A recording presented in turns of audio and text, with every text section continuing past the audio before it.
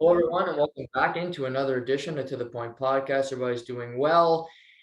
And we are here on a Thursday. It's a joyous day here in New Brunswick with COVID restrictions being dropped in just 2 weeks, which I can tell you I'm excited about. I'm sure my the co-host today is excited about. But we've been missing in action for 2 weeks, but it's not because of lack of effort from either of us. I've been working on a new project for the podcast. Shamus has been tackling the Irving or the self-anointed by me, the Anderson file, if you will, at KPMG doing the Lord's work. And I'm happy that we're back today, Shay. And I know you haven't even seen what I'm doing yet. But this is the last podcast before I announce it tomorrow afternoon. So I'm happy that me and you get to chat some sports today before we dawn a new era here on TTP. I'm excited, man. Thanks for having me on, and thanks for being patient with me over the last, week and a half of delay. So it's, finally feels like a release getting to chat again. And yeah, no, I don't know what the project is, but I'm looking forward to it. And yeah, I'll be tuning into the announcement tomorrow. Yeah, should be exciting. Tomorrow afternoon we'll be dropping that quick little infomercial, if you will, on what's coming day in day out here onto the point. And of course you'll be a part of it, and I'll kind of announce that tomorrow as well to all the listeners. But like I said, it's been a minute since we've chatted. I just wanted to say congratulations to you and your better half, Miss Kennedy, for 3 years together, and just congratulations, and happy to see you guys still going strong after 3 long years together. Yeah, 3 long years, uni sweetheart, and no, it's good. Yeah, appreciate the love. It's nice duel celebrating this Friday, and yeah, no, it's fun to look back at. You deserve a lot of credit for that, because I can't commit to something for like 5 minutes. So Except for this podcast. that's true. That's true. The only thing I can, because I'll commit to watching a sporting event, then I'll switch to like a New Jersey Devil game just in the middle of it, just because I'm a sicko. But lots that we could start with today. We're gonna bounce around, but there's this topic. I've heard it all week about the NBA, Shay, following the All-Star game, which, go figure, I did not watch a single second of. But I did find this interesting, and I think there's a lot of different ways we could talk about this, and that is LeBron James and him talking so openly about wanting to play with his son Bronny, aka LeBron James Jr. And Bronny is, as of right now, he's a junior in high school, not a highly touted prospect. Right now they'd say he'd be a mid-round, second round pick. So, a fringe roster player, if you will. But what really interested me here, Shay, is that he said, my last year I'm playing with my son. That's my ultimate dream. I understand that. We saw Ken Griffey do it. We've seen Gordie Howe, Chelios, a few others. But I heard all week about, well, LeBron, yes, and maybe you can get Bronny on a team. But what my biggest takeaway here is, if you were Bronny, would you want LeBron to be on the team with you? Like, would you want that kind of pressure already? You're stocked with pressure already, but the road trips, it's your experience. How would you feel in your position if your father was playing with you your first year as a professional? Probably wouldn't feel great. I'd be intimidated at that factor. It's your first year. Like you said, it's your rookie experience. If it was your second, maybe third year where you kind of get your feet underneath you, I think it'd be fine. But obviously, old father time is going to take LeBron at some point. It has for everybody else. So I feel like, he's seeing the window and he knows, okay, if this is his junior year, he's got a senior year, he's got at least 1 year in G League college. And then he, proceeds to the NBA, gets drafted, which maybe he won't. Crazy to think about, but he might not get drafted. And then at that point, it's kind of like he'll just end up getting signed by whatever team LeBron's on. But yeah, no, I don't think I would appreciate it too much. But at the same sense, I don't know. It's really up to LeBron's decision. It's been his league for nearly 20 years. So I think at the end of the day, he's got to make that final decision. Yeah, and it's tricky because you look at it and say, well, is he going to be drafted? And if he doesn't, is he only going to be included on the team because LeBron's there? And I do think it gets tricky because are they going to play him? Is he a healthy scratch? Is he a DNP?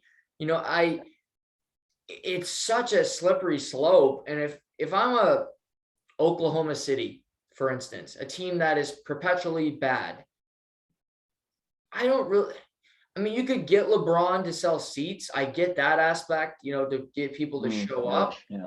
But it's a pretty tough look if you sign Bronny for a roster spot. He plays 3 to 5 minutes a game. LeBron retires, and the next year he's not on your roster. I mean, that's not helping your team in the long run. And it's kind of, I think your fan base wouldn't totally be behind that either. Yeah, well, especially if you're about to, draft him. Say maybe a team desperate enough will draft him in the late first round, and then you just may potentially wasted a first round pick for 1 year of father and son hoops. I don't think it's the greatest move in the world, but at the same time, like you said, it's going to sell tickets, and it's going to be content. It's going to be content for a whole year. You know what I mean? Mm-hmm. Pictures of them sitting on the bench together. LeBron, Bronny throws up a lob for 40-year-old LeBron James. I'm not even questioning LeBron's, capabilities at that point, because the guy spends $1 million on his body alone every year to keep it in shape. We see he's still playing at a high level this year. I think he'll still be fine in a few years. So in that sense, he'll still have a quality player on his side. But yeah, I don't know. As far as Bronny goes, I mean, LeBron might retire, and you might never see Bronny James in the league again, which is just crazy to think about. Yeah, I wouldn't want to be the kid, because that's a ton of pressure to live up. I mean, he's never going to be as good as his dad. I mean, how often does that happen? I mean, Junior was not better than Griffey. None of Gordie Howe's sons were better. The Chelios children. I mean, thank God Wayne Gretzky's kids never played hockey, because that is that's a hell in a handbasket. Jordan's kids, I believe, played baseball. So it's a lot to take in for sure. And he's talking about it now, 3 years away. It's such a long time. He's still got to play high school. He's still got to impress scouts. He's got to get college offers. I mean, his father never went to college. So I see Bronny as a G League kid as of right now, unless the one and done rule is, sent to the woodshed by then, because I don't know if LeBron's going to want his son to go down the college route, because he never did it himself. That's fair. I do think, though, that if he wanted to, I think, and maybe you can call me out on this, I think some of the best schools would take him solely on the last name. Mm-hmm. Ticket sales, all that. And now that you can make money through these new deals, in college ball, it makes sense. If he wanted to go there, he could get the college experience, and then dip into the NBA if he wanted to. He probably won't be a dominant player. Who knows? Maybe he takes a big leap in this senior year and becomes, at least a late first round, early second round prospect. Who knows? Right. But I think on his name alone, a lot of schools are going to be at his doorstep saying, "Hey, come play here." I know Coach K retires this year, and I heard rumblings that Duke is definitely not without reach for him. Yeah, I'm sure they love him. I'm sure, I think it'd be even a big, we're seeing it in football. If he went to an HCBU, like an historically Black college or university, if he went to a Howard, or if he went and played at Jackson State, Grambling, one of these programs, I don't think that's out of the realm of possibility either, because I think that's something LeBron would absolutely support. And I think, if you're going to play your college, maybe that's a way for you to stand out from other players playing, D1 basketball.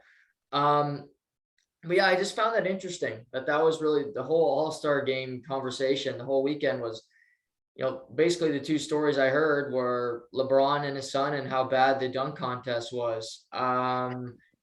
Did you see any of it? Can you comment on that? Because I know Obi Toppin won, but I've heard it was pretty pathetic. No, I didn't. Was it like lack of creativity? What was wrong I with it? think I think the complaint now, Shay, is how many dunks they miss. Back in the day, they did the trick, but it went in the hoop. Now they hit the top of the backboard and it goes out, and they still get points for that, which Hmm. I don't know Yeah, it'd how be not frustrating. scoring points gets you points, but that's a whole other story. But yeah, I think a lot of like Obi Toppin, I think made 1 of 3 dunks. So, and he won. Yeah, that's just flat out embarrassing. The only event I really watched was the 3-point contest, which was entertaining to say the least. Nice to see the first ever big man to win it. I think, from my knowledge, I thought that anyway. was awesome too. I was driving home from the Q game, and he pops up on my phone that I couldn't believe he won it. Like, I was like, what? Yeah, Cat I mean, won? either. I think that's great, and he's a great player. So I think that only helps the Timberwolves and his status around the league. Yeah, no, absolutely. It's nice to see the competition, and they always do cool things where they're pushing, whether it's like a further 3-pointer. You know what I mean? They did this thing now where it's like basically it almost looks like a 4-point line. You know what I mean? And you shoot Right. one ball from there, and that's worth more points. So they're getting creative with it, but no, it's nice to see. And he claims himself the best 3-point shooting big man in the league, and I guess no one can take that away from him right now. Yeah, nobody would go up against him, so they can't really say anything right now. Would you be down with a 4-point line? Oh, geez, we could do a whole podcast on that. I think it's just like, I think it's just like adding the 3-point line. I'm sure there was a bunch of older, guys playing. It's like, oh, we can't add that. That doesn't make any sense. And here we are 100 years later, they're still using the 3-point line. I think it would be difficult, but I think the game could have adjusted. I think the game could adjust to something like that. Yes. Yeah, I think at first the product wouldn't be great because there's guys shooting threes now that have no business shooting threes, or at least how many they do, how many they shoot. And I think you see this in college too, where guys are just every shot's a three, and you're just like, okay, get your ass in the paint. But I think Steph Curry's his brother, the elite shooters of the game, wouldn't have a problem with it. I don't think they'd shoot a terrible percentage. I just think a lot of the league, it would be, Russell Westbrook type numbers from the 4-point line. And, he's still shooting, he would take that step back because he would have to attempt a few.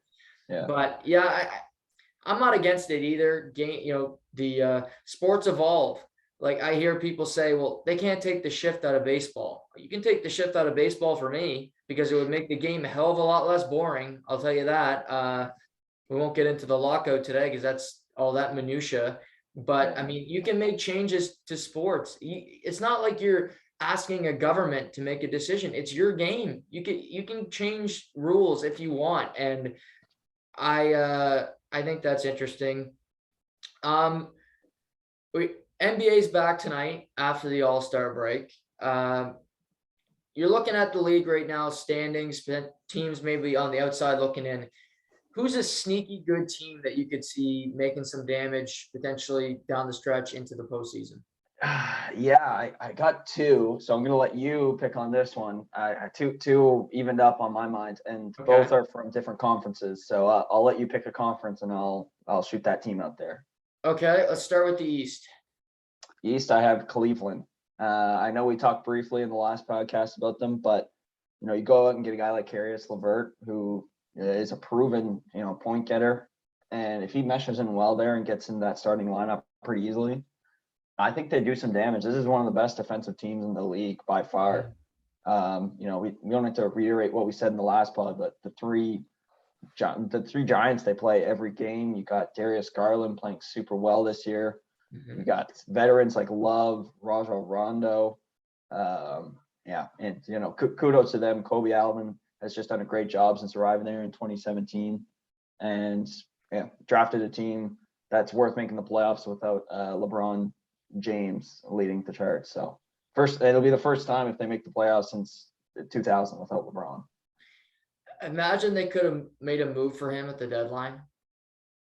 Oh, that'd be interesting. I think he'd love it because he knows he's not winning jack, you know what, in LA. Yeah.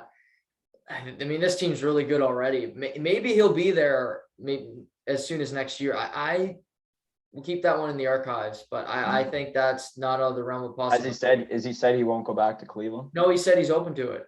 Oh, he is. Okay, well. I know he hates the owner more than, I hate crooked, never mind. Well, actually, that leads into one thing I had noted down. Could you ever see LeBron owning the Cavs after his career? He's got the money. Like he's got the money. Flush with cash. I wouldn't rule it out. I worry about Dan Gilbert, the owner of the Cleveland Cavaliers, and he is a colorful individual. He's very authoritative. He's an owner that is not afraid to speak his mind. He's accused LeBron of quitting in the past, which was a questionable decision, ultimately led to LeBron going to Miami. I don't know if he'd sell the team to LeBron, Shay. And that owners, it's about money, but it's also about esteem, about privilege. You're one of 30 owners. You have that about you. I think LeBron will own a team, but I don't know if he'll be lucky enough for it to be Cleveland because Dan Gilbert stands in the way of him doing that. Noted. Yeah, I do think he'll own one though. I think, and sometimes you look at like Michael Jordan bought Charlotte. You tell me he wants to own Charlotte?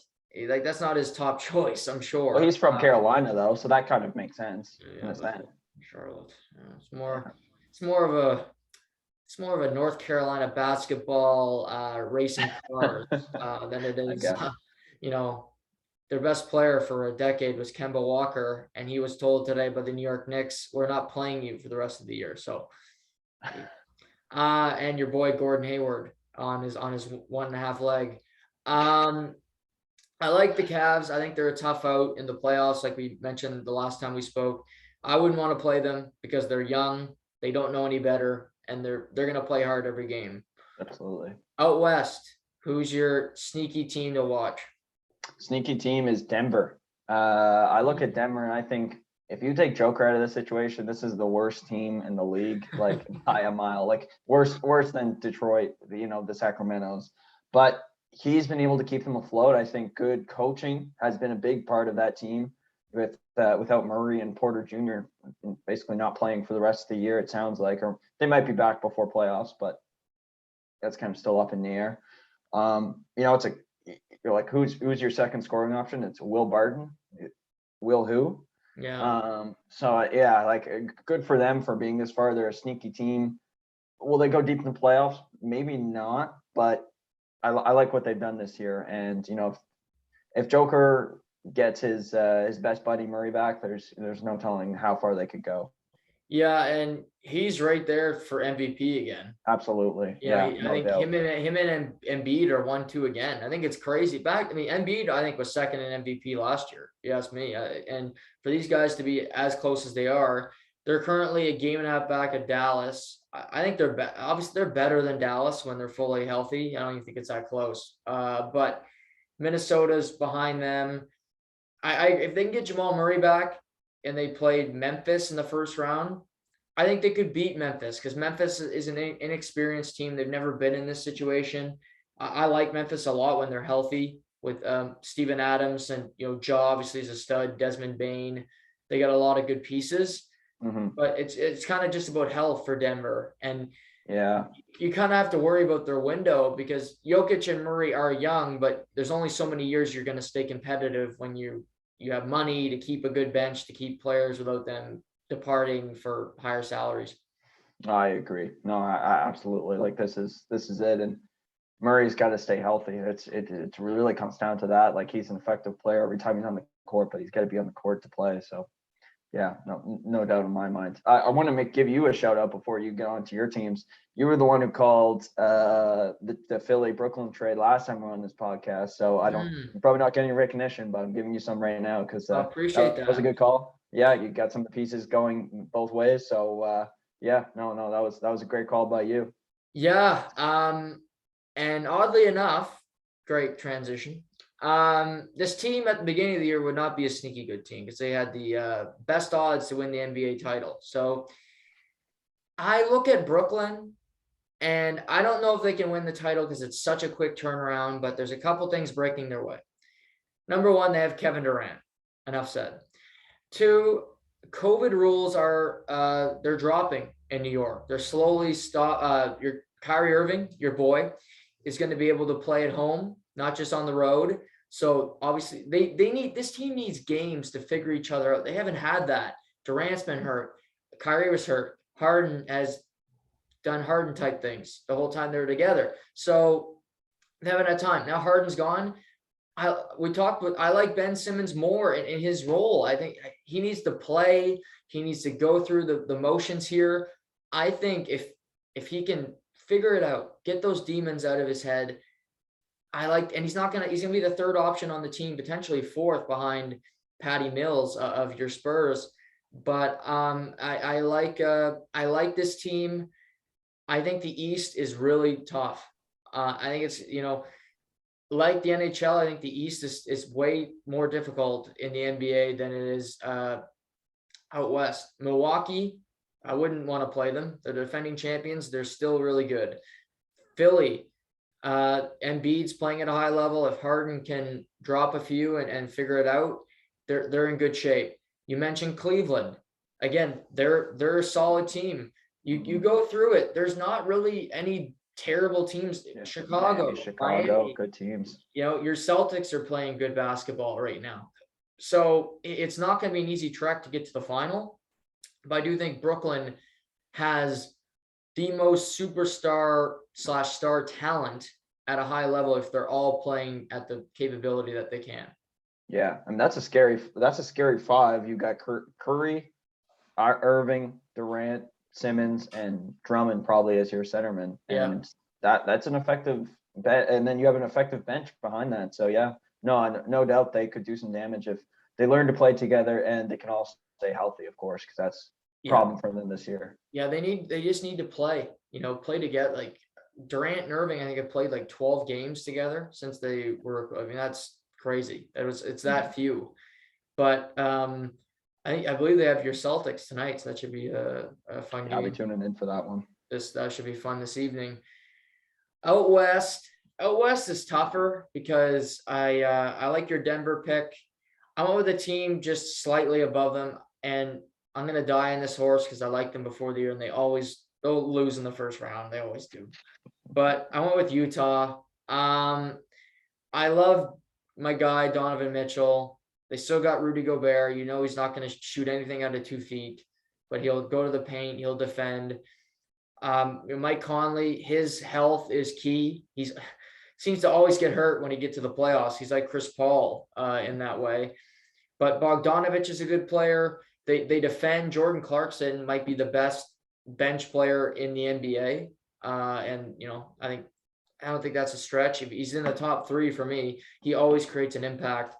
So do I trust them to win?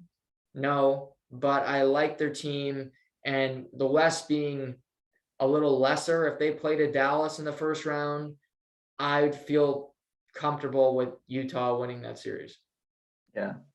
Great series in the bubble. If you remember, yes. Utah and Denver, one of the best series I've ever seen. So, and look how far Denver went that year. So if they could replicate something like that, I think no doubt. Strong defensive team too. So I mean, that's what you need to win, or at least get far in the playoffs this year. Do you have any faith in the Lakers?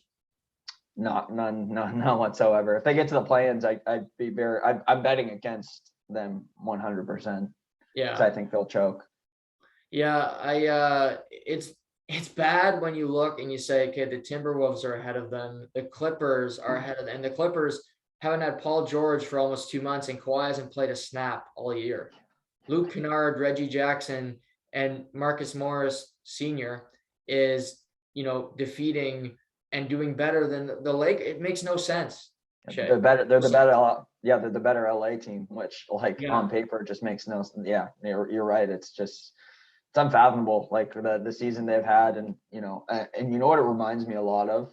I keep thinking of I'm like, yeah, this is like nostalgia. It's like when they brought Dwight Howard and Steve Nash over for that last run with Kobe. Oof. And they brought we got us all these stars, and we're just gonna, we're gonna go so far. They were out in the first round. Yeah. None. And that's exactly what's gonna happen to this team. Yeah, I don't have a lot of faith in them either. LeBron can only do so much. He can only play so many minutes, and he can't win games by himself anymore. He's still a great player, but he's getting up there in age. Your Celtics, 6th place in the East, big jump. I think we talked about them. They caught fire. Trust 1 to 10 you have in your Celtics. What's your number? To finish or to in the playoffs? I mean, just they get there. The trust, that they're gonna. I trust that they'll give any team a hard go, but to make it to a second round would be a stretch, probably, if we're being realistic. Right. Yeah, I just don't think this is their year. I'd love to see an upset. I'd love to see them surprise, a Brooklyn or, a Miami. But I look at. I think for them, play Chicago. Hopefully, yeah, that's their best matchup out of the 4 best teams in the East. So if they can scrum up enough to land them in a first round, I'd be happy. But even then, Chicago's like we mentioned earlier, they're a great team. It's really just about Tatum and Brown, how they play on both ends, to be honest. Yeah, they're the whole team, so they need to pick it up. The Celtics have been playing good basketball. They got the Nets tonight in the first of a doubleheader on TNT. So we talk about your Celtics, your guys. Let's pivot to the NHL, where last little while, your Toronto Maple Leafs have been on a bit of a skid. They lost to the Montreal Canadiens in the last little while. They lost to the Columbus Blue Jackets. Defense, goaltending. Let's just big picture. What do you worry about the most? Tavares. Really? Okay. Yeah. Tavares always gets away with it in the media. He kind of goes under the gun. Because the media seems to be all over Marner for some reason, or, Nylander's not doing this or that, but no one likes to touch, their favorite Ontario boy. So I'm gonna call him out. He's played like shit, especially in this skid. It's just been a non-factor, and he's not the 200-foot player we saw playing in the blue and orange over in New York. So yeah, and if that line doesn't, if that line doesn't generate anything, the Nylander, Kerfoot, Tavares line, then it's a very dry game, and it's part of it. And goaltending has not been what it has been at the first half of the season. I mean, that's just evident. I think we got some Vezina-like goaltending the first 40 games, and now it's started to drop off since January 1st. So I'm not sure what's going on. I know D-Core, we'll get into that in a second, but that probably plays a large factor in how Campbell's taking too many shots. Yeah, I'm totally with you on the Tavares front. I've never, people say Toronto media is the toughest. I disagree. I think Montreal, you got 2 languages there. The fans are rabid. You're a Leaf fan. You've seen them fail. You've seen them blow leads. You still come back. Montreal fans will leave. They'll throw stuff. Toronto fans are extremely loyal. So I don't think they're actually that bad of a fan base, because they don't get that angry. They get over it. It's kind of, we love you guys. Used to it. Yeah, exactly. So, but Tavares, to me, it seems every year, and he's not like he's having a bad year points wise, but I think that can be a little deceiving. It seems every year to me, Shay, he seems like he's losing a step, and he's losing more, and he's losing more. And by osmosis, William Nylander takes a brunt of it because he's playing with Tavares. But Tavares, for this team, if they're going to go on a deep run, if they're going to beat the likes of Tampa, the likes of Florida, he needs to be an impact player. He needs to be in a 7-game series, a guy that has 3 to 4 goals, 5 to 7 points, in my opinion. And he can't just, well, he played really good defensively tonight. No, you can't. Like, that can be David Comp, who gets no points in the series, but is on a strong third line and goes up against the opposing team's best line and keeps them to a low roar. He has to be an impact player. He makes $11 million. And yes, he's in his early 30s, but you knew he was going to be in his early 30s when you signed him. So I find it very funny that you mentioned Marner, you mentioned Nylander. Kyle Dubas takes a lot of heat in the Toronto market. And maybe it's because Dubas signed Tavares, but you never hear that correlation. You hear the Marner contract, you hear Matthews, where Tavares is the worst contract on the roster, and I don't even think it's that close, in my opinion. Yeah. He does, like, for Tavares, he'll go on skids where he looks really good. He's in the plays, he's down low, he's making great passes. And then there's just games where he's lifeless. And, we've seen it Montreal. I mean, the whole team was lifeless, but him in particular was just not good. And, that's the main thing. Like, so going into the playoffs, are you going to get on a skid where you're playing like shit and we lose again? No. And you made the Tampa Bay comparison. He's going up against the Stamkos line, and is he going to be able to handle, whatever it is, 15, 20 minutes a night playing against Steven Stamkos? Probably not at this rate. Yeah. Yeah. I mean, I watched that Tampa game against Edmonton last night, and that's a tough line.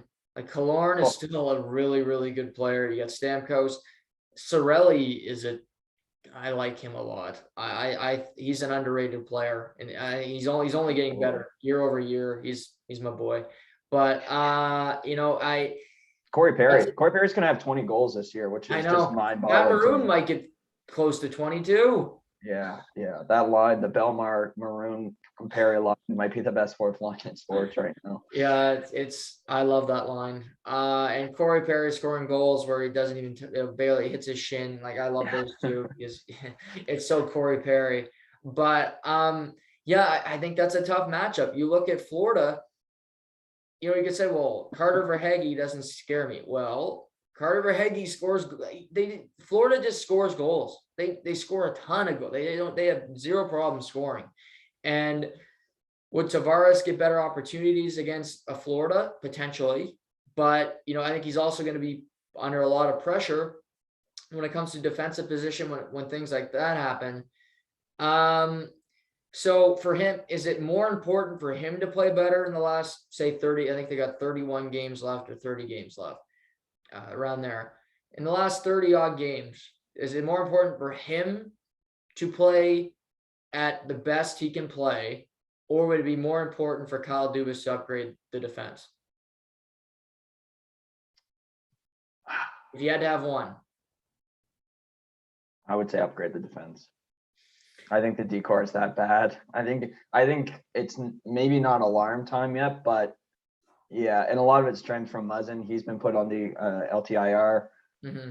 I think you got to wait till he is fully healthy. If it takes the rest of the year, God, just give him the rest of the year. And in the meantime, maybe you get maybe you pull a Tampa and you get another guy, and you can run the two of them in the playoffs. But yeah, I think the defense, because if you have no decor, I mean, the teams like Florida and Tampa are just going to run right over you.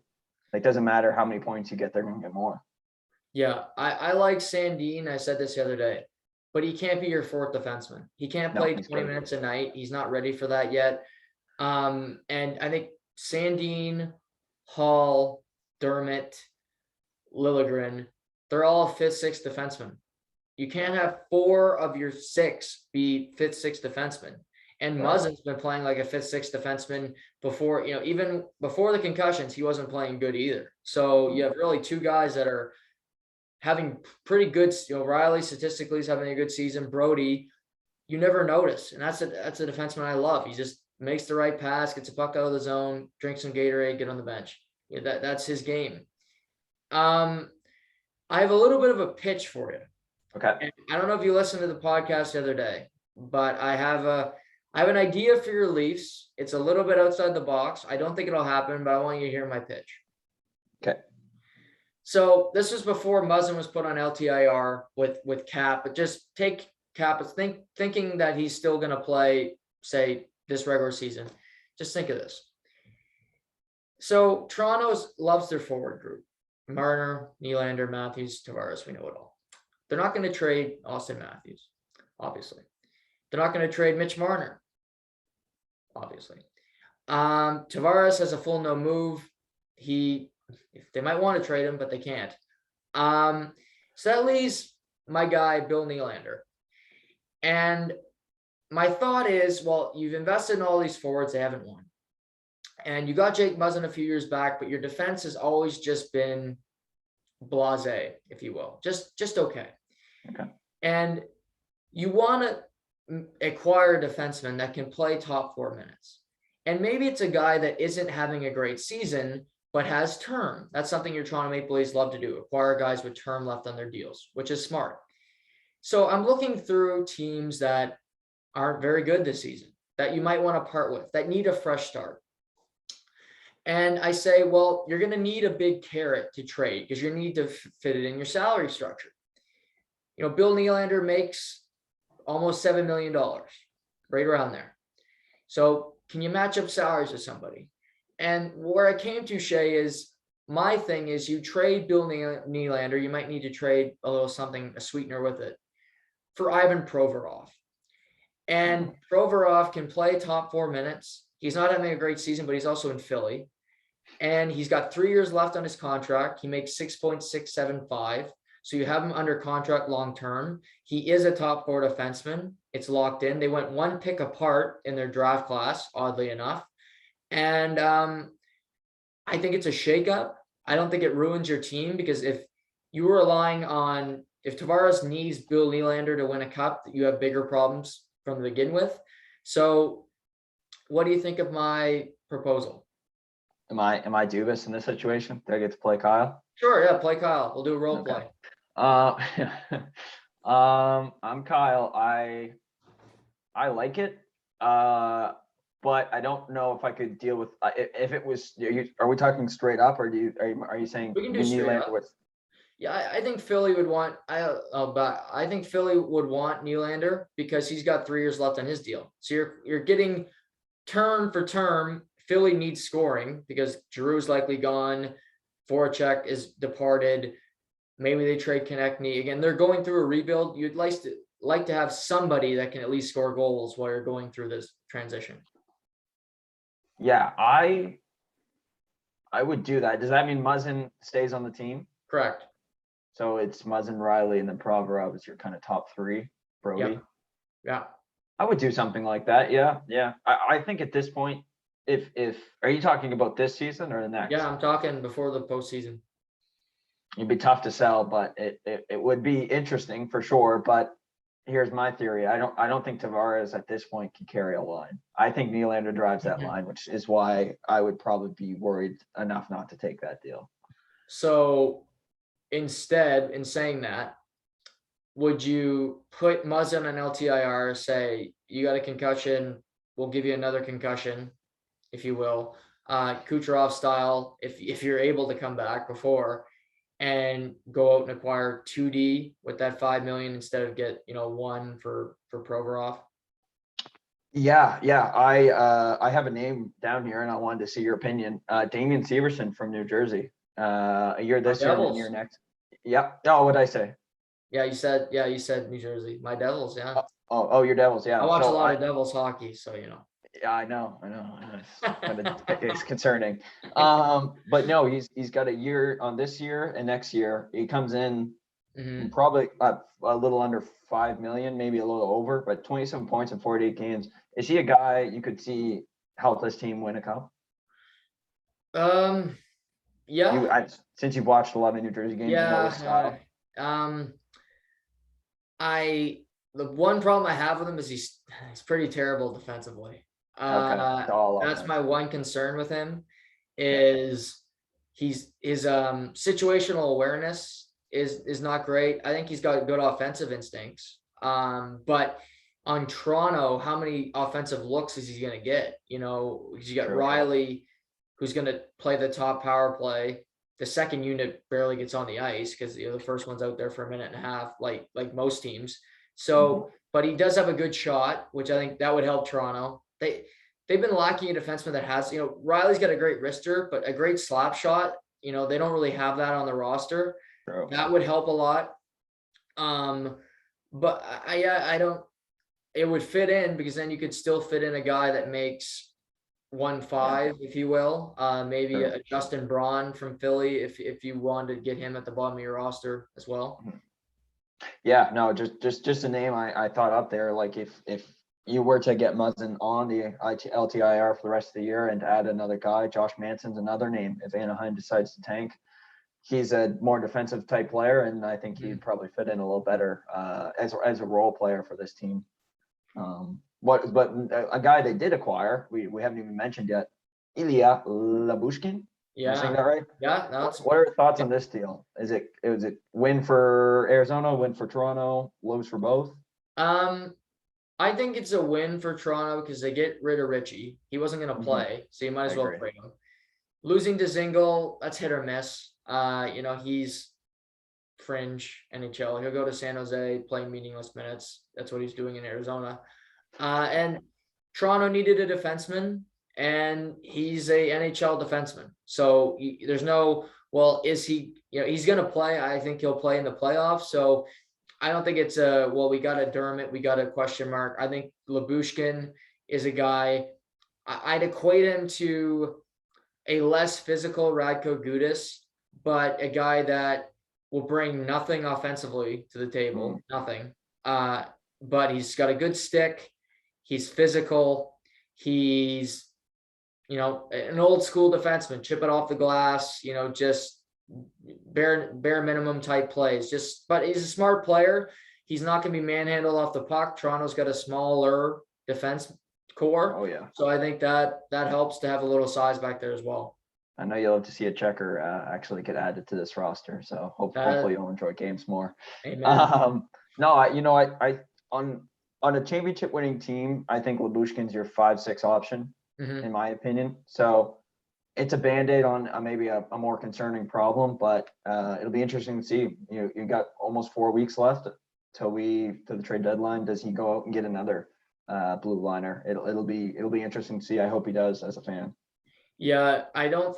I've heard forever. Well, it's John Klingberg. That they're not going to do that because it's going to take a lot, and he's a UFA. You're not going to be able to resign him, so it makes no sense for Toronto right now. Even though that would be going all in, if you will. I do think they'd have to. I think that's tricky because I think they'd have to trade the Nylander if they did that, and maybe Dallas doesn't move him. I mean, Dallas is getting close to being in a playoff spot. All of a sudden, Jake Ottinger is the new goalie down there. He's found it. But Dallas is an interesting spot, Shay, because I've watched them quite a bit lately. I like their team. Jamie Benn's playing a lot better as of late. He's engaged physically. He's pissed off on the ice. That's when Jamie Benn plays his best. They still have little Joe Pavelski. They have the better Robertson and Jason. They got Rupe Hintz has been playing. It's going to be interesting to see what they do because Pavelski's a UFA. You got Jamie Benn that could be moved. Obviously, Johnny Klingberg, Braden Holtby. So this team has a lot of decisions to make, and they've really caught a heater here as we had less than a month to the trade deadline. Yeah, you really do just have a couple of weeks to give your team the are we going to make it or are we not going to make it? And that's a tough Central Division. That's not a division you could walk in like the Pacific. Maybe you really got to fight for every single point that they're going to be getting. Yeah, they played Nashville tonight, so big game there. They're 4 points back with a game in hand. So at the end of tonight, you win the regulation. You're 2 points back with a game in hand, and Winnipeg is still in it, but they've been disappointing all year. I'll be interested to see what they do. Yeah. But yeah, pivoting back to Leafs quickly. What about? Are you worried about Jack Campbell? Performance-wise, I think he'll be fine. I think he's just going to be a shell of the player he was, say, a few months ago. But I'm not worried that he's going to fall off the face of the earth. As long as his health is good, then they'll be fine. Mrazek's hopefully being replaced by Carter Hutton. I don't know if that's official yet, but that'll put a smile to my rosy cheeks if that happens. Well, Mrazek's starting tonight. Is he? Yeah. Why? I think they're just kind of going back and forth. I wouldn't be surprised we see that a lot down the stretch because Campbell's already made more starts this year than he ever has in his NHL career. Yes, so that's fair. To overplay him, it might tire him out before the playoffs. So I understand the move, but putting Mrazek in that is basically like putting me and you in that. It's just not going to work. This guy was awful. Yeah, but Carter Hutton's not a great option either. No, I know. I just try anything else. You know what I mean? Like, yeah, you might as well try it because what you got right now is just not working. Right. Vancouver. Should they trade JT Miller?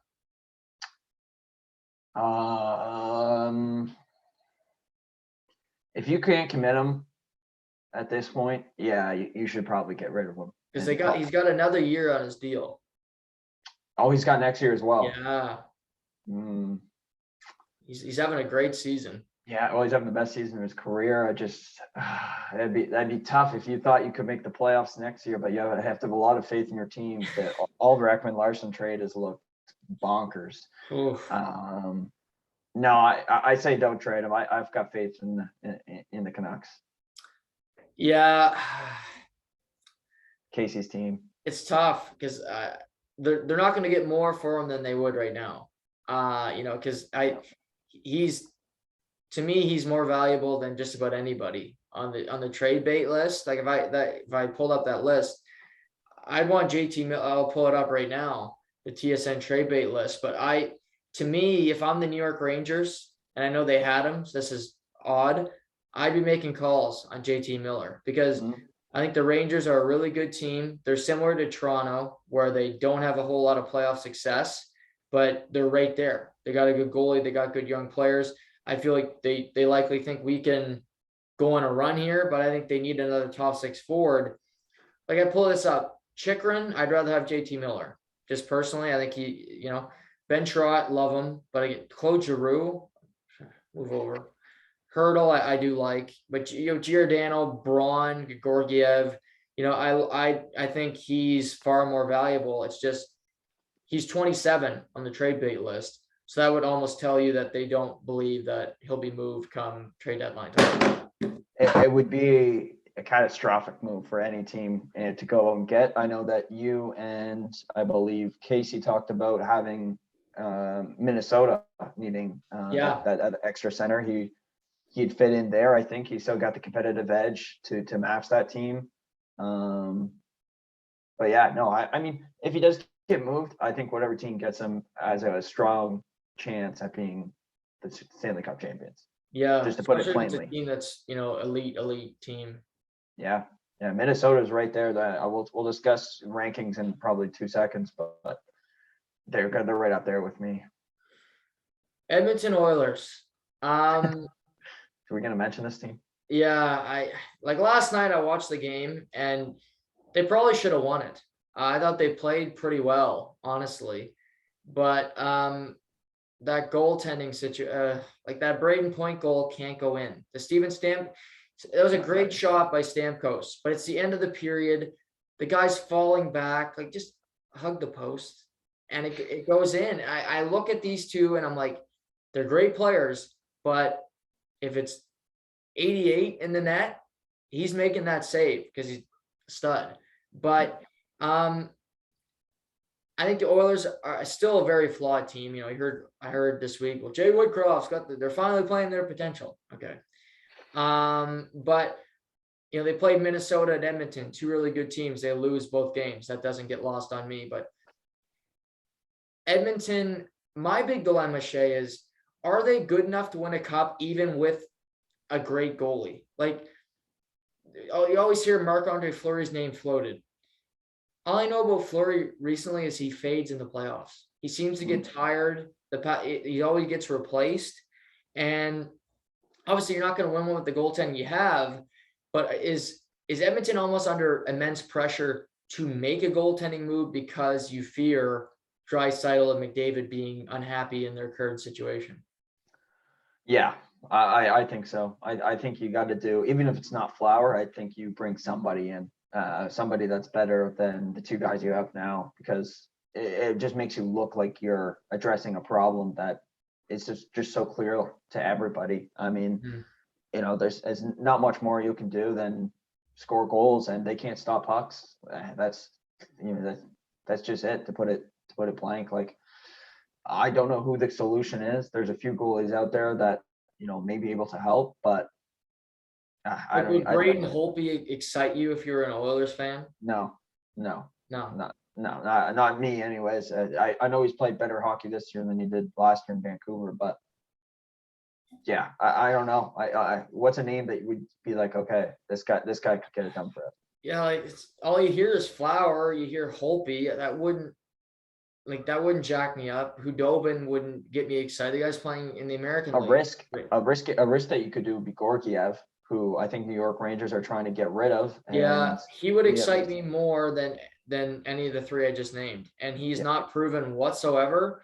But I mean, Holtby is a Stanley Cup champion. You can't take that away from him. But true. since he left Washington, even his last couple of years in Washington, he has not been the same goaltender. Yeah. Oh yeah, he's aged pretty poorly. I mean, he's still, to me, he's a backup goaltender, which I Yeah. think he was most of this year. But yeah, I mean, what was that guy gonna? If you're talking about backup goaltenders, well, I think Gorgiev has more potential at this very point than Braden Holtby does at Yes. the same standing point. Yeah, and I wonder what New York would want, because if I'm trading Georgiev, he's your backup goalie. I don't want a draft pick. What's a draft pick do for me? That doesn't help me right now. Like, Yeah, they might. I'm New York, I don't trade him. I hold on to him because what if Shesterkin blows out his knee? Yeah, At least you got a fighting chance. This isn't like you're turning to. This isn't Colorado where you got Michael Hutchinson in the net. Georgiev is an NHL goaltender. At least you right. can throw that to your players, and it's not doom and gloom where you have a guy that has no experience and is not a competent goaltender in the net. Yeah. I don't know. I don't know what Edmonton can do to kind of fix that. But even then, I don't think their decor is strong enough after Nurse just to drop off. There's also maybe Mrazek. I don't know. I would love to see it because I'd love to get that contract off my books. But as an Edmonton appreciation fan, that's just bad business. Best team in the Western Conference right now. Abs, no doubt. Really? Yeah. Okay. Why? They just have the best offense in the league, besides maybe like a Florida, Tampa. But yeah, they just run on full cylinders. And to be honest, it's been like that. And McKinnon's not always been in the lineup. So you're like, well, if he put in the lineup every night, well, what can this team really do? Like, they're just going to catch heat. And they went on that hot streak. I think January. If that continues, I think they'll be there. And they're, like we talked about earlier, they're in the toughest division. The Central is just a dogfight. It seems like every night teams just go up and down. So if they're good there, I mean, what would if they were in the Pacific, what would they look like right now? Yeah, they'd be even more. They'd be 20 points up. I think.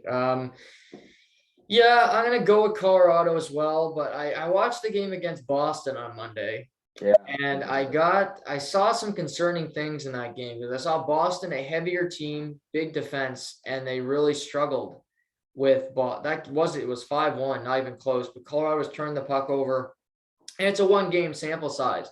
But I did look at it and I said, we saw them play Vegas last year. The heavier type team gave them problems. Colorado is a smaller defense scorer. That's not something I look at them. I think they got a couple things they should try to address at the trade deadline. I wouldn't worry about goaltending. I like Darcy Kemper. I think he's a good goalie. We just talked about what's out there.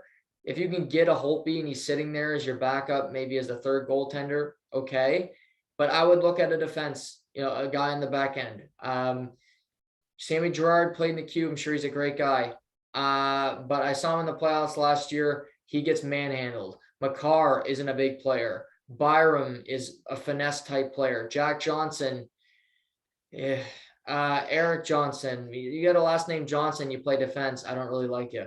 So I'd want another stable guy in the back end to make that team truly legit. Yeah, I've said this for the last few weeks, Dougie. For what Gerard makes, you're going to get the same production in a couple of years, knock on wood, as long as his concussion stop. Byron's going to do the same thing offensively as Gerard's going to do. So move his contract now, while Byron's still on his entry level deal, and then you can get a big guy in there. Let's think of a couple guys that I think Sherratt would be great in Colorado. Yeah, he fills that role, that need for a defensive defenseman. Absolutely. Colin Miller, Buffalo. Yeah, same thing. I'm trying to think big, but with a reasonable salary. What if they went out and got Jacob Chikrin? Is he too offense? Yeah, he is, but maybe you could box him in a little bit, depending on who he's playing with. Right.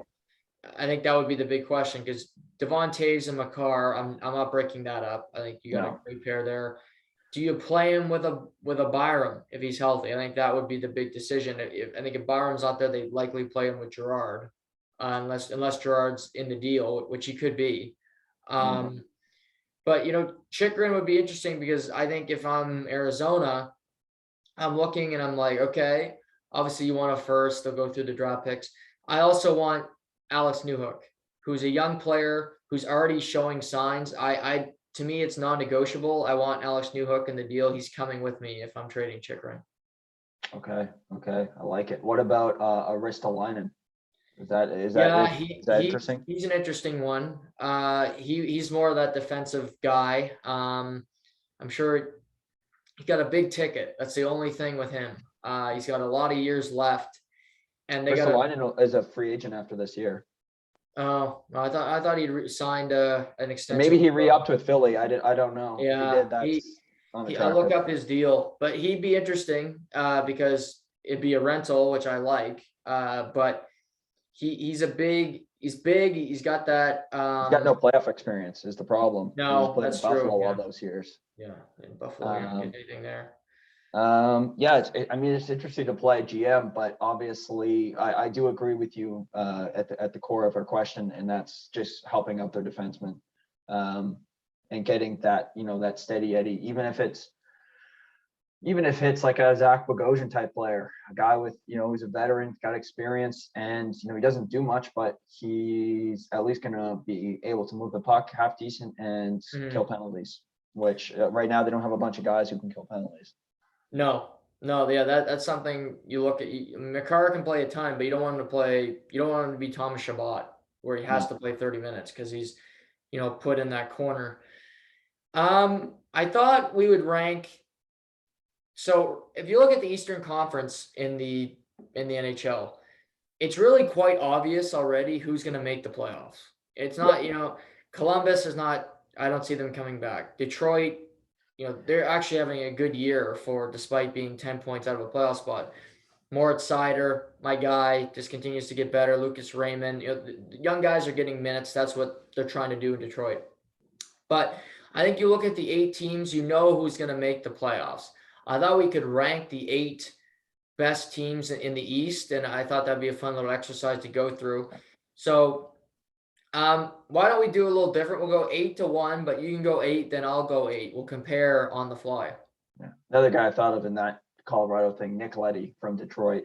I like that one. I like Leddy a lot. He's got playoff experience. Yeah. Got the cup under his belt, so it'd be interesting to see. Or Z.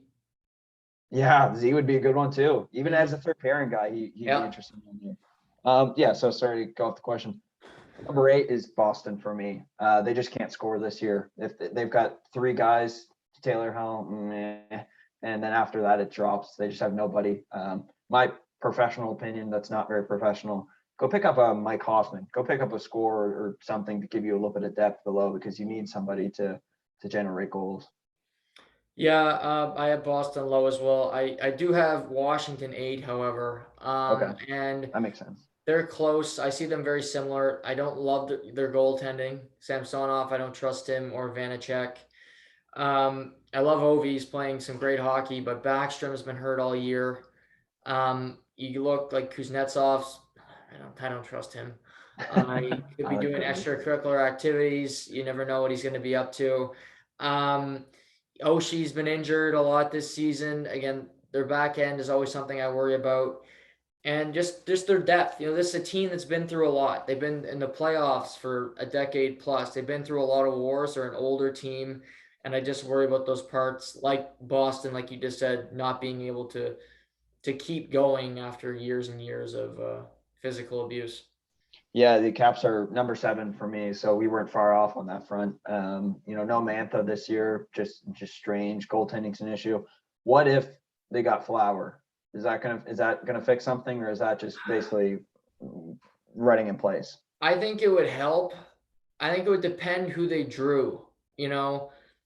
If they finish, say, 8th, so they get the top team in the East. Let's just say it's Florida. They're not beating Florida. Even with Flower, I don't see them. Yeah. I don't see them. If they could sneak in, say they surpass New York or they Pittsburgh down the stretch, I give them a fighting chance against the Rangers because they have no playoff experience. Maybe Flower has a great series, but I think it depends who they would draw in the playoffs when it comes to them winning. Pens fans just rolling in their graves thinking about Flower in a Washington jersey. Yeah, that would be. I mean, we almost saw a Lundqvist in a Washington jersey too. That would have been strange. Yeah, So it wasn't meant to be. they like the retreads. I have Boston 7, so not far off from you. Again, Swayman, Allmark, both have no playoff experience, so A lot of hugs though. They hug each other every game. they do love hugging. So that's good, I guess. Team camaraderie. But yeah, Hall. I mean, Charlie Coyle is your second line center. I don't trust him. He's never been great in Boston. I think McAvoy's having. I think he plays really well. He makes a lot of money, but he plays physically. Plays well. I like Carlo on the back end, but I just worry about their goaltending and their forwards being able to keep up with high scoring teams. Because quite frankly, I don't think Boston is going to pass Toronto. I don't think they're going to pass Tampa. I don't think they're going to pass Florida. So that means they're going to be one of the 2 wildcard teams. And in my opinion, that would mean they'll play, my prediction, Florida or Carolina. I don't see them beating either of those 2 teams. No. I completely agree. Who would have thought, just as a little comment, who would have thought the signings this year for Boston would look atrocious when the signings for Toronto would look good? Right. Putting that out there. It's been a disaster for them. Yeah. Hull hasn't been anything great either. Yeah. They went a different route. They spent a lot more money than Toronto, and the production hasn't even been close. So good on Dubas. Who do you have at 6? Dubas. You got the Leafs? I have my Leafs at 6. Wow. Yeah. It's hard. I have them and the team above them, Nick and Knack to me, but just where I like them right now is that, and that's maybe just me being, I guess, pessimistic on my own team, but yeah, I think they had a great first half, and now you're starting to see the effects of it. And without Muzzin in the second half, it's gonna be a difficult stretch. Yeah, that's fair. What's difficult about this list is these teams all have goaltenders that have literally no playoff experience, or their playoff experience has been terrible. And this, I have Pittsburgh 6, and they obviously have guys that have won cups up front, Chris Letang in the back end. I like Dumoulin, but they've lost in the first rounds for 4 straight years now, and I don't trust Jari in the big moments. I just look at the team and I don't trust them. I don't think they're, again, if depends who they draw, but if they get in the Metropolitan, I think the Rangers will give them a run. I think that'll be a fun series, but I like the Rangers a little bit more. Carolina, non-negotiable, you're out. And so I think it depends how Pittsburgh plays down the stretch here, because I think you'd rather play the Rangers than obviously draw the wild card route, where you have to play Carolina and or the Atlantic Division champ. Yeah, I mean, to me, they just have a ton of experience, and Mhm. it would be difficult to see them beating one of these top three teams. I'm sure we have the same three, but I'm not ruling it out, to be honest, just because of that X factor. And I don't know, I just feel like they've been deeper than they have been in the last few years. Mhm. They did make it to the second round of 2018, not to correct you, but just putting that out there. Well, they lost. They did lose. Yeah, they did lose. But yeah, no, I Your have Pens boy, higher. Mr. I have Pens higher The than. game winner. I have the Pens a little higher than maybe that you would have thought, but yeah, no, I like their team. I think if they're healthy, Geno's came back and played pretty well for being out for most of the year, and yeah, they're deep, and goaltending's been strong for them, so hope they do well. Yeah. Who do you have fifth? I have the Rangers. Yeah, they're my neck and neck with the Leafs. I like the Rangers just a little bit more because of basically their back end deep. You got Fox back there. Who's the name Fox is just rung up for millions. And whoever, Kevin Allen Miller, Jacob Trouba. He's not great offensively, but say what you want, he can still provide great PK minutes, and he'll put in 20 plus a night. Your boy Ryan Lilligren. Yeah. What's that part? Lindgren's a good defenseman too. He's a top four defenseman now, and he's kind of quietly made a role for himself on that team. So their decor is better, and yeah, they just roll. Yeah, Panarin's just so fun to watch. As a highly skilled player, it's hard to believe this guy took so long to get to the NHL. Yeah, those Russian contracts, they're hard to get. They're hard to get out of. Kaprizov. You're stuck in SK St. Petersburg for a while, but I also have the Rangers fifth. I like their team a lot. I like their goalie. Again, limited playoff experience, but if there's a goalie that's going to catch fire, I wouldn't rule out him because he's just a superstar. And to think you go from Mike Richter to Lundqvist to Shesterkin for like a 30-year period, that's pretty crazy.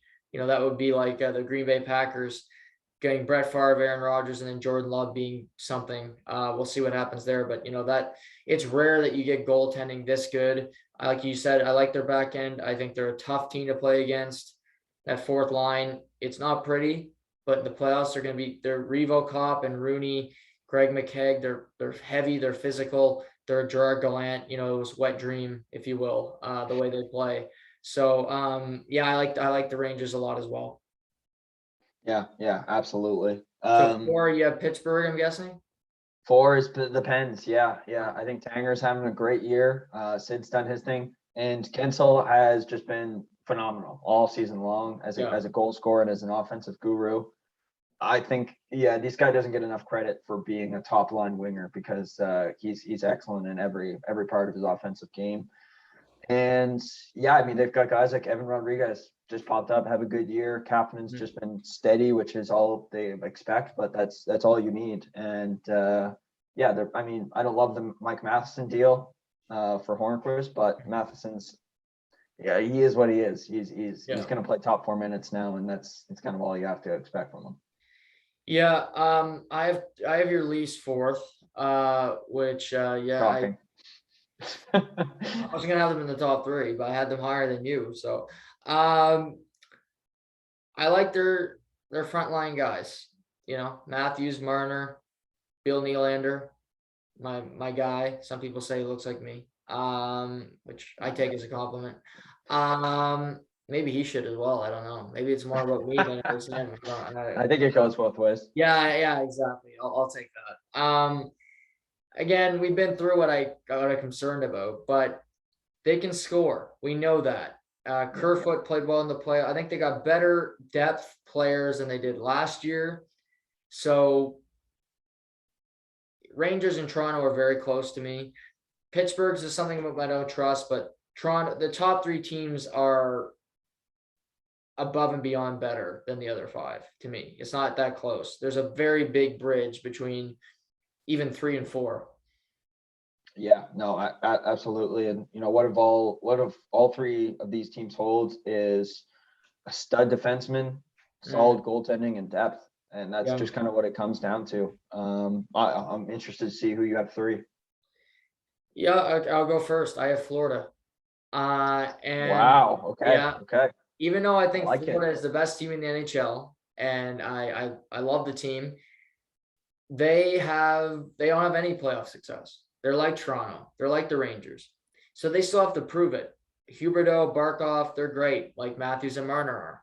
Bobrovsky, I think, is better than Jack Campbell, but they're a similar age, and Bobrovsky's won one playoff round his entire career.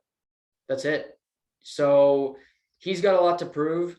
I like, I've heard comparisons about, well, Florida's decor isn't that good. When I hear people on Toronto radio try to say, oh, it's just as good. Well, Aaron Ekblad is a Norris Trophy finalist, if he doesn't win it, in my opinion. I like Gudas. He's not flashy. Montour makes mistakes. He's going to make you lose some hair, but he's also going to make some plays where you're like, holy crap, that was a really great play.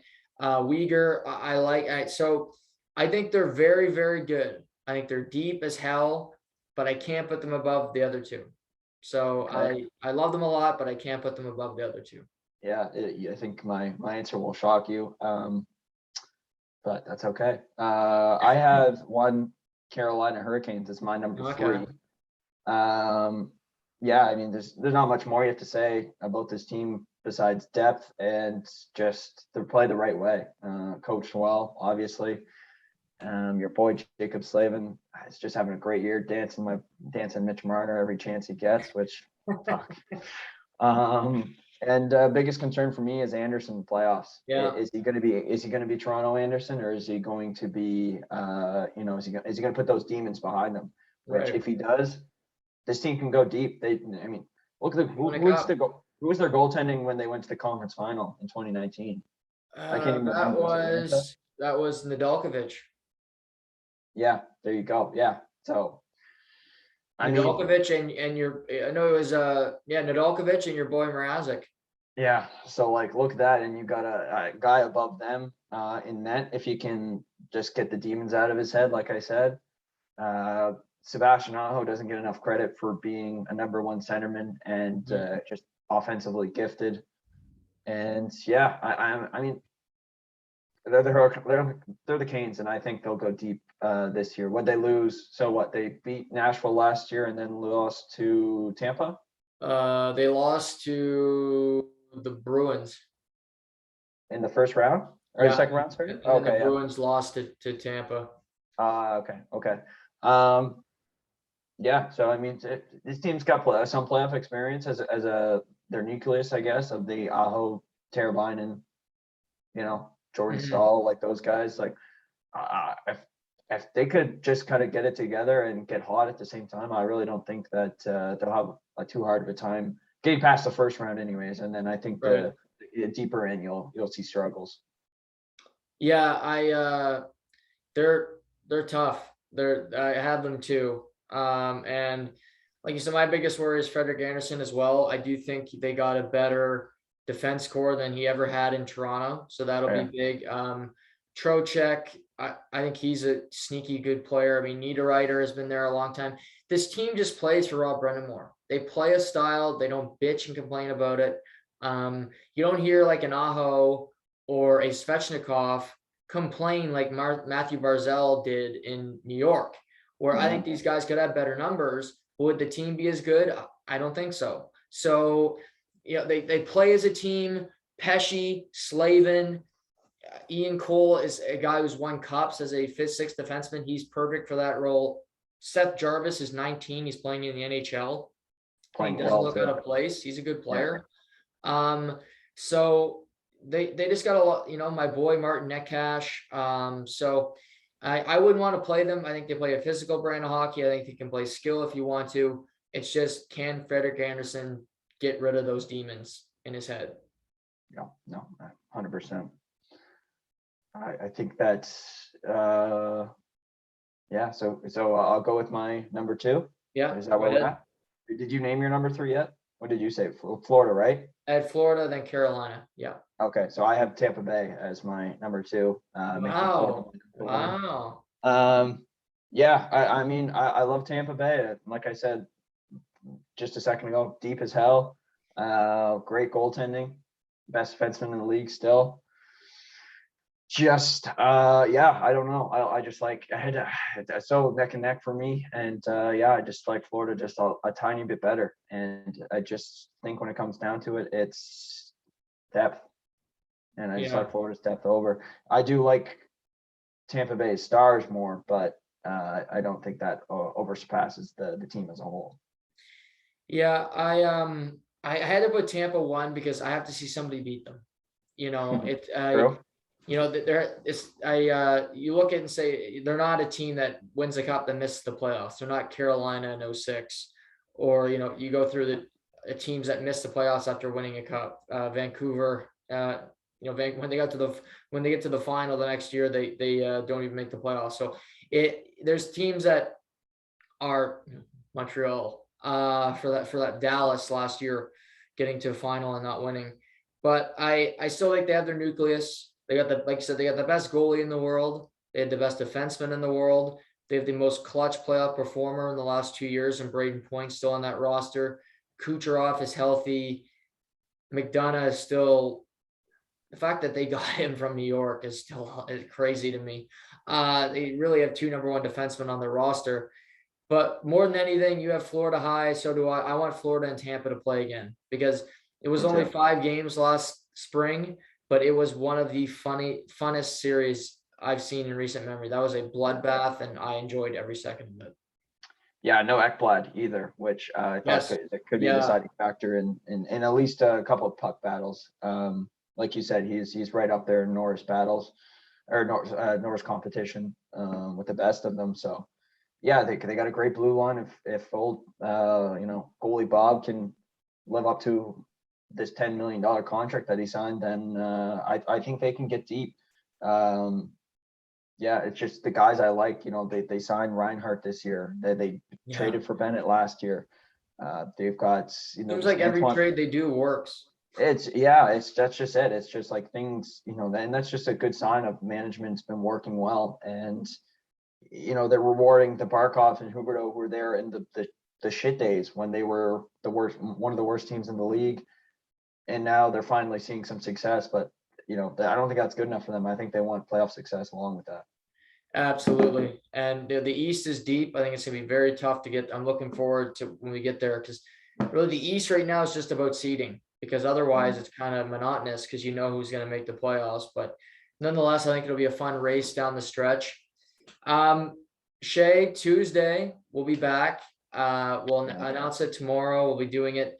I think we're going to call it the local hour. Okay. With Shamus Fillmore. So we'll do that every Tuesday on TTP. But we have a weekend before that. Obviously, you said you have your anniversary dinner and things of that nature this weekend. But any other plans for you this coming weekend? Yeah. I'm gonna go see my grandmother out in Burt's Corner, near the Fredericton Way. So I'm gonna go see her. I haven't seen her in a while, so I'm excited to do that. Other than that, just relax. My first weekend I've had off in a few, so I'll just be taking it pretty easy, I think, for the meantime. One thing before we head off, any comments? You might have already talked about this. KPMG, the company I work for, dropping Phil Mickelson. Yeah. What are your comments on that? First of all, Phil, what a apology tour this guy's on. You know, I know rich people are selfish, because just look at billionaires across the world, but you know, Phil is worth almost 500 million. And he's complaining about salaries, pretending like he cares about the younger players in golf, which is bullshit.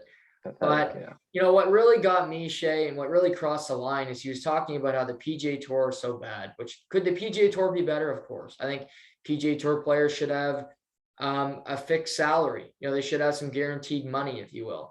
But saying the Saudi Arabia is so great and all this, they have one of the worst histories for human rights in the whole world. And there's some bad places on earth. Just check out what is happening in the Ukraine right now.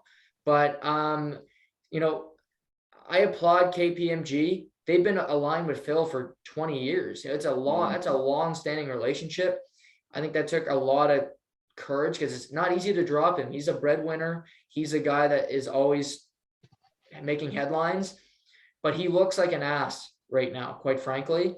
And, good on him, because he said it. At least he apologized, albeit unapologetically apologizing. Yeah, it wasn't sincere. You could tell. It was not sincere whatsoever. But it's a big split, because he's been wearing their hat for, like I said, 2 decades. So it's a big decision from a powerful company. Up and coming guy that you want to put the hat on. Who's it going to be? Ooh, it's got to be American, because they won't go. Yeah, I don't think they're not going to pick a European. I was going to say Victor Hovland, but they won't pick Vic. I would have said Matthew Wolf, but the guy just can't find it right now. I'm going to go with a guy who's won a couple of tour events already. He hasn't won a major yet, but I do think he's very good. I'm going to go with Daniel Berger, aka Hamburger. He's a very good player. Tee to green. I think he's finished 18th in the FedEx Cup standings last year. I mean, if you can get Colin Morikawa, get Colin Morikawa. Oh, yeah. But, I think if you're going to go a guy that's up and coming, maybe not a big name yet, but could win a major, I think Daniel Berger is a guy that I would circle. Yeah. If he's the one who got the hat, I'd be happy. KPMG, Morikawa, get him. The guy is a flat out stud. Yeah. To the FBI agent listening to this, recording our laptops, maybe you can get something going here. Give him a call. So yeah, you're going to see your grandmother. Well, what about you? What do you got on the charter for this weekend? I was gonna go to the Wildcat game tomorrow. Postpone COVID, but positive outlook. Ending the mask mandate in 2 weeks. Love that. Ecstatic. Can't wait. So likely just, Honda Classic, little golf tournament. Watch some of that. Hockey, basketball's back tonight. UFC fight night Saturday. So that's right. Yeah, get back into the swing of sports like I do every other day. Yeah. How are you adjusting? We talked before we went live, but I am looking forward to the Batman movie. So maybe we can check that one out together or something. Yeah, absolutely. It's been a while since I've actually been in a physical theater. I feel like all the new releases I've just been watching at home. So yeah, next time I'm home, I think we should try and get one in, and or just meet a Moncton, actually, for that matter. Yeah. No. Well. Let's figure that one out, because we talked about the cast, that it looks great. And again, I hope it's a superhero movie that's not so superhero-ish, not so hero.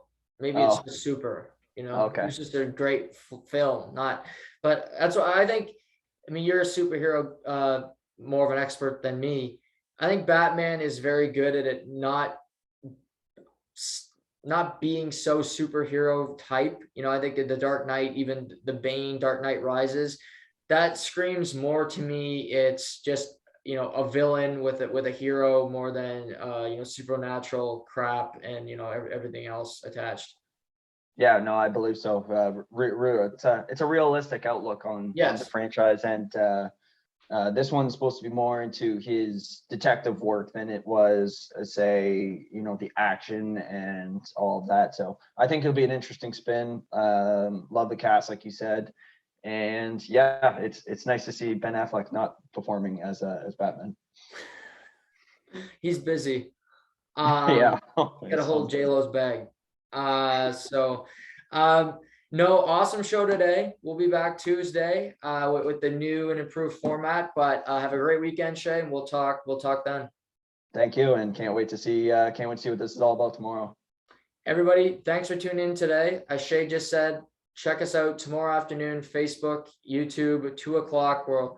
We'll announce what's happening here on To The Point, and you'll get the first look at the new and improved To The Point podcast. So we'll chat then.